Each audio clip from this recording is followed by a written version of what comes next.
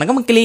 என்னடா கன்சிஸ்டண்டா வீடியோ போடுறேன்னு சொல்லிட்டு 10 நாளா வீடியோவே காணும் நீங்க கேட்கறது எனக்கு புரியுது. ஆனா இதுக்கெல்லாம் ஒரு காரணம் இருக்கு. நான் கை வைக்கிற இடத்துல சிவப்பா தெரியுது பாருங்க. முடிச்சுட்டாங்க லெஃப்ட் ஷோல்டர் லெகமெண்ட்ல இன்ஜுரி, ஒண்ணுமே பண்ண முடியல. 15 டேஸ்க்கு only ice pack and rest தான். அதனால தான் இப்படி இருக்கிற உடம்பு இப்படி ஆயிடுச்சு. ரைட், இதுதான் என்னோட வாழ்க்கை vlog எபிசோட் நம்பர் 21. இன்னைக்கான கதையை பார்ப்போமா? ஜிம்முக்கு வந்து டிப்ரெஷன் போயிட்டேன். கையெல்லாம் குட்டி ஆயிட்டு இருக்கு, ஒன்னும் சொல்றதுக்கு இல்ல. அப்புறம் இவன் என் கண்ணில் பட்டான். மோசமா 4 ஆஃப் ஸ்கூப் தான் போட்டேன். காதெல்லாம் ரெட் ஆயிடுச்சு. அப்புறம் இன்னைக்கு chest and triceps. First incline dumbbell press ஒரு 4 செட்டு. இப்ப இருக்கிற நிலைமையில இவனை வேடிக்கை தான் பார்க்கணும். ஒரு வாரத்துல அவனை தூக்குறான்டா. நிறைய பேர் இந்த பேண்டை தப்பா யூஸ் பண்றீங்க.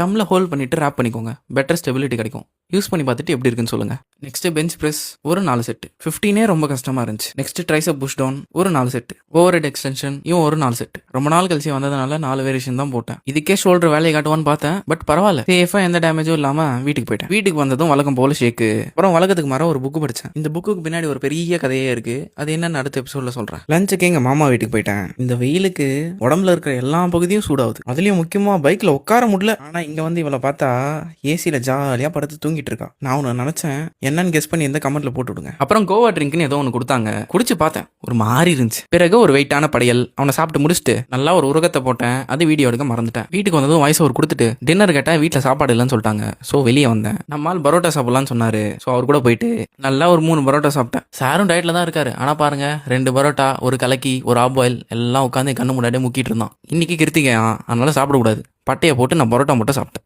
இதோட நிறுத்திப்பான்னு பார்த்தா பானிபூரி வேற. நாளைக்கு வயிற்று வழியிலேயே போகணும். சுவாகா சாப்பிட விட்டேன் கைஸ். கண்டிப்பா தான் ஆயிடும். அப்புறம் வீட்டுக்கு வந்து ஸ்கின் கேர் ரொட்டீன் பண்ணிட்டு படுத்து தூங்கிட்டேன். ரீசெண்ட் டைம்ஸ்ல என் முகம் பொலிவா இருக்கிறதுக்கு காரணம் இந்த சீரமும் இந்த நைட் கிரீமும் தான். யாருக்குன்னா வேணும், நான் டிஸ்கிரிப்ஷன்ல ஐடி மென்ஷன் பண்ணியிருக்கேன்.